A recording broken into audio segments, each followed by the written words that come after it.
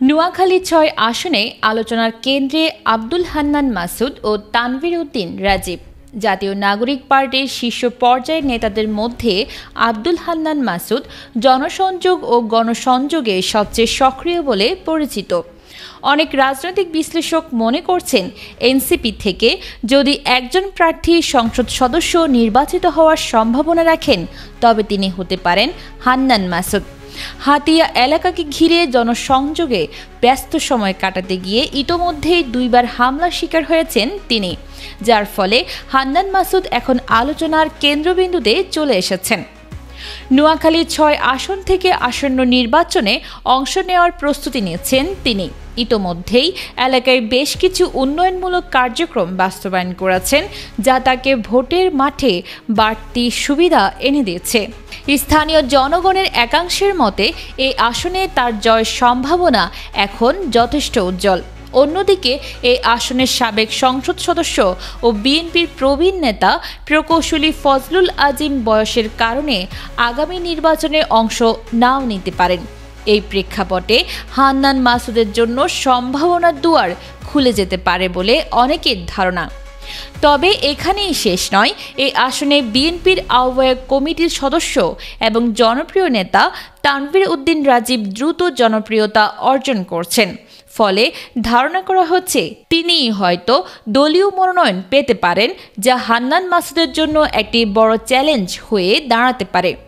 নোয়াখালী ৬ আসনে বিএনপির অনেক স্থানীয় কর্মী ও সমর্থক রাজীবের পক্ষে কাজ করছেন। তার জনসংযোগে প্রতিদিনই মানুষের ঢল নামছে। তিনি প্রতিনিয়ত হাতিয়ার প্রত্যন্ত অঞ্চল ঘুরে সাধারণ মানুষের কথা শুনছেন, যা তাকে একটি প্রভাবশালী গণনেতায় রূপান্তর করছে। তানভীর উদ্দিন রাজীব বিএনপির দুঃসময়ে ফ্যাসিবাদী সরকারের আমলেও হাতিয়ায় দলের অবস্থান টিকিয়ে রেখেছিলেন।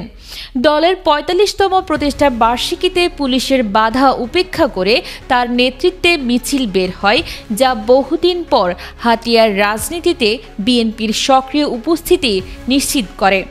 ইউনিয়ন ও ওয়ার্ড পর্যায়ে তিনি তরুণদের বেশি গুরুত্ব দিচ্ছেন, যার ফলে দলের ভেতরকার নেতা কর্মীদের মধ্যেও তার প্রতি আস্থা তৈরি হয়েছে।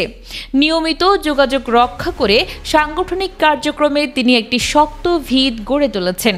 দলের প্রতিটি কর্মসূচিতে তার নেতৃত্বে কর্মীদের সক্রিয় ও স্বতঃস্ফূর্ত অংশগ্রহণ লক্ষ্য করা যাচ্ছে।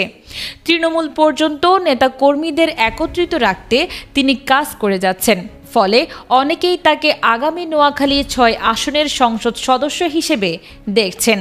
এদিকে ফজলুল আজিমের পুত্র প্রকৌশলী ফারহান আজিম হাতিয়ায় তার জনসংযোগ কার্যক্রম জোরদার করেছেন। তিনি প্রভাবশালী আজিম গ্রুপের কর্ণধার। যদি বিএনপি থেকে তিনি ধানের শীষের মনোনয়ন পান, তবে সেটিও হান্নান মাসুদের জন্য এক কঠিন পরীক্ষায় পরিণত হবে। ফারহান আজিমের রয়েছে তরুণ পরিচ্ছন্ন ভাবমূর্তি এবং রাজনৈতিক ঐতিহ্যবাহী পারিবারিক পরিচয়, যা তাকে হাতিয়ার মাটিতে আরও গ্রহণযোগ্য করে তোলেছে। নোয়াখালী ৬ আসনে পরবর্তী সংসদ নির্বাচনে লড়াই হতে যাচ্ছে ৩ শক্তিশালী রাজনৈতিক মুখ আব্দুল হান্নান মাসুদ, তানভীর উদ্দিন রাজীব ও ফারহান আজিমের মধ্যে।